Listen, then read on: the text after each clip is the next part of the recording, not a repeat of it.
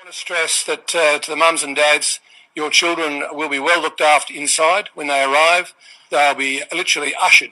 We'll have nurses, we'll have some of the youth command, we'll have some of the young police from the various operations within police there just to guide them through as to where they go. They'll be looked after every moment inside the stadium, and they'll be well cared for. So mums and dads feel secure. We've got about 24,000 students we're aiming to get through next week. The messages will come out this week, and the opportunity is there, but really you've got to take it, grasp it with both hands. I know if you talk to any of our Olympians, they'll tell you, you just got to grasp opportunity, and this is an opportunity, so don't waste it. My sister's arrested for shopping for food with no mask, and there's people walking around with no mask. Look at this. Just because my sister's not wearing a mask. Look at this. No, I was just saying it's not a part of the law to wear a mask. Look at this. Just for not wearing a mask. This is stupid. Look at this police over here not wearing a mask. Look at this. Stop! What the hell?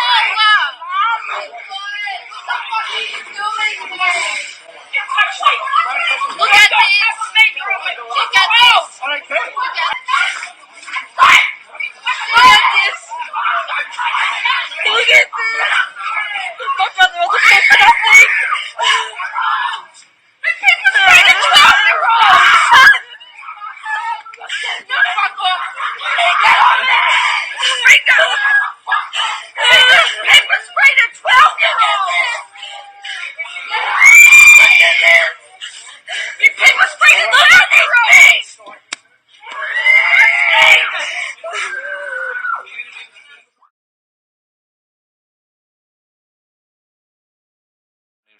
Well, I guess Chinese officials are helping install new tracking systems in Australia. So let's watch. Griffith University researchers creating a computer program that can be linked up to security cameras. It identifies human shapes, monitoring how close together they are. Green means social distancing is being adhered to. Red is a breach. So not only can businesses see when there are breaches, they can also identify spaces within venues where rule breaking takes place. Where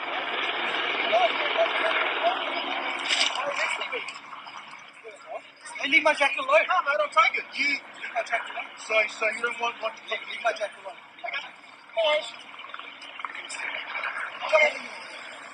only a biosecurity officer has the right to enforce these COVID restrictions. I want to stress that to the mums and dads, your children will be well looked after inside when they arrive.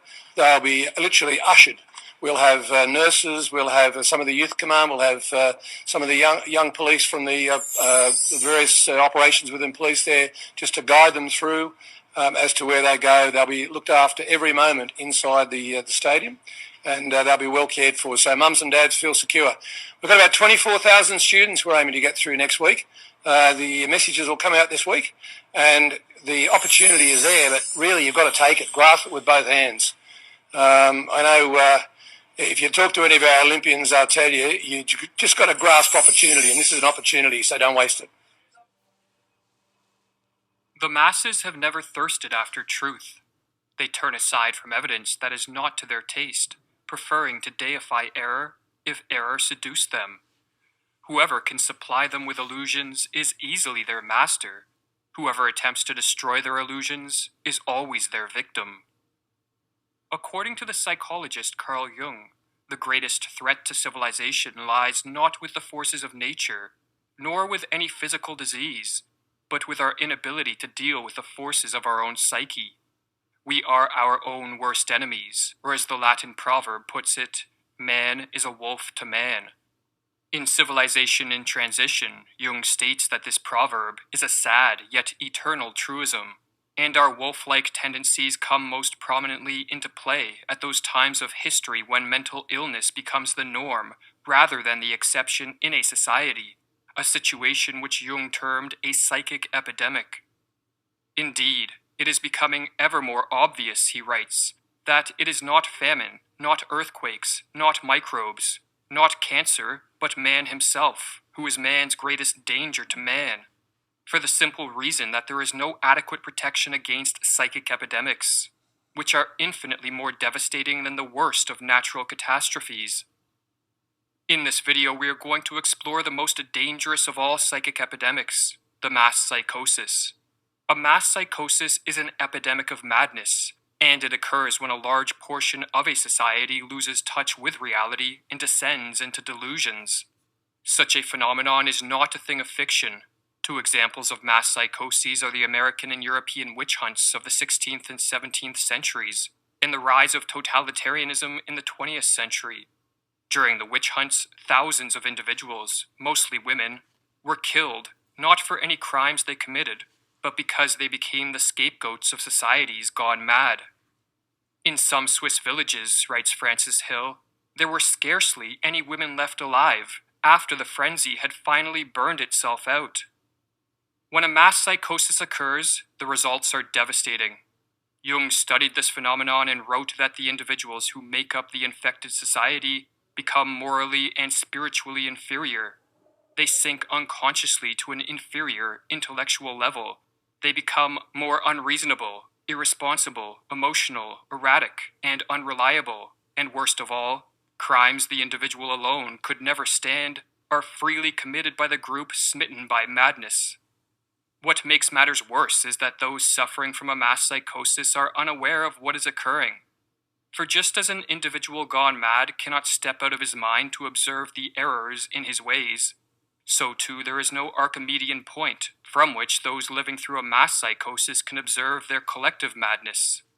But Not only focused on vaccines, it's also struck another deal for a new quarantine facility. Where's this one? Well, this one's in Western Australia, so it's set to be built in Perth's south. Now, it will be funded by the federal government, $200 million site, 1,000 beds. So this is on top of the one we've seen in Victoria, which is currently underway. It too will be 1,000 beds, though it can be extended to 3,000 if they'd like to do that. Although it's hoped that one will be up and running by the end of the year. We are actually blessed to be alive in these days that all of our past in history over 4,000 years ago look forward to these days that are to come and that we're in now. So the Lord trusted us to be alive now. And you saw the clips about Australia. You see the tyranny that's going on, how it's become a police state, how they want to control more and more.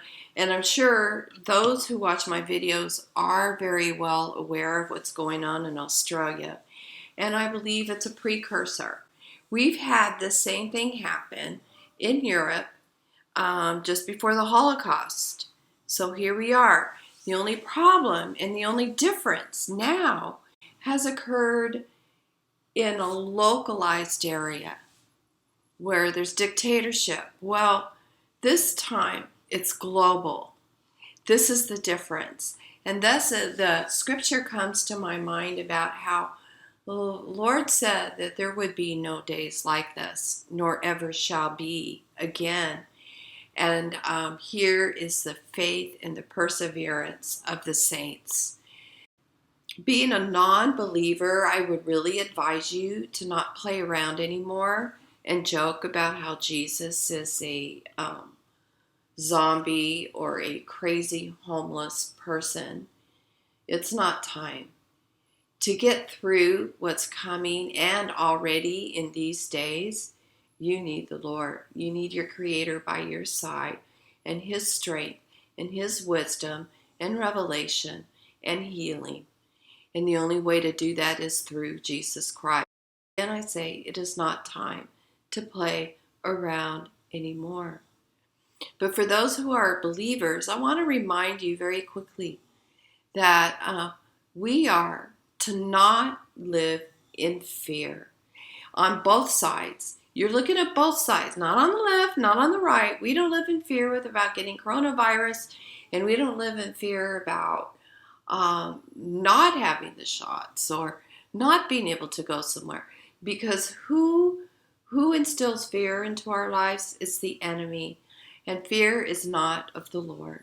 So in Isaiah 41:10, it says, "Fear not, for I am with you. Be not dismayed, For I am your God. I will strengthen you. I will help you. I will uphold you with my righteous right hand. What a promise can we hold on to? Will you guys hold on to that promise? Can you guys sit and analyze, how are you living today? Really, really put your eyes on the Lord and understand that there is no fear in God. There's no fear.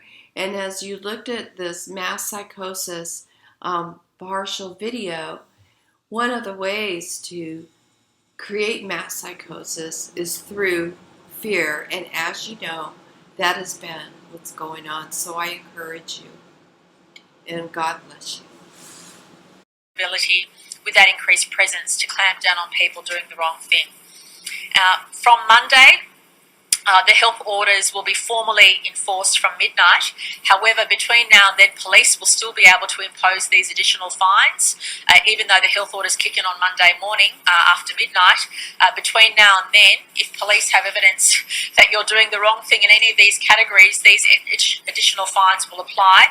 So $5,000 for on-the-spot breach of home quarantine, which is currently $1,000. $5,000 on the spot for lying on a permit, which is already a criminal offence. $5,000 on the spot fine for lying to a contact tracer, which is already a criminal offence. $3,000 on the spot fine for breaching rules going into regional New South Wales.